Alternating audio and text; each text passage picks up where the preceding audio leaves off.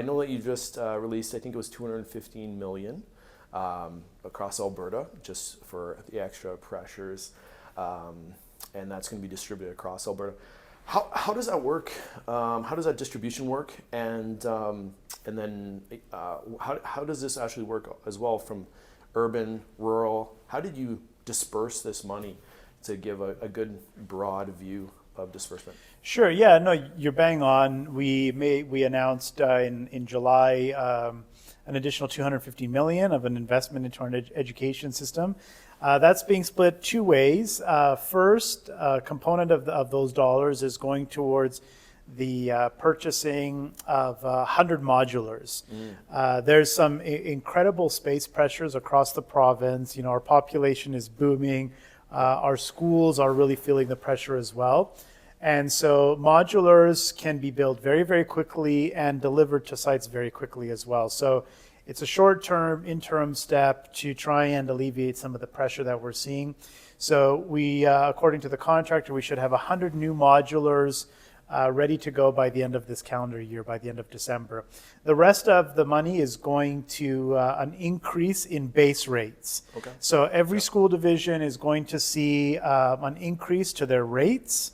And that is being done to help alleviate some of the increased cost pressure that they're seeing. And they're seeing increased costs primarily for two reasons. Number one, because of enrollment, like we said, and secondly, because of inflation. You know, just like everybody is seeing things getting more expensive, it also affects our school boards as well. Yeah.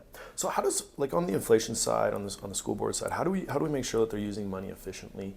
I think that's a question that I often get, is just how is it being used? What are we responsible for, and what are they responsible for, and how they're utilizing that money? Yeah, so we're responsible for providing them with the funding that they need. Well over 90% of the funding that the dollars that they have within their operating budget comes from the province. There is some additional money that they make through, renting facilities or through other activities, international students and things like that. But the vast majority comes from the province. So we obviously want to make sure that the dollars are being used for their intended purposes. So we do have goalposts on a lot of these different funding streams. And there are different streams for different purposes. So there is a stream for administrative costs, right? There's a stream for what we call kind of base instruction, the general cost of education. There's a stream for supporting students that need additional support, maybe students that have learning disability or other things. And then there are other funding avenues that are grant-based. So they have to submit a grant to government, an application to say how they're going to use the money, how many more staff they're going to hire, what kind of new program they're going to create.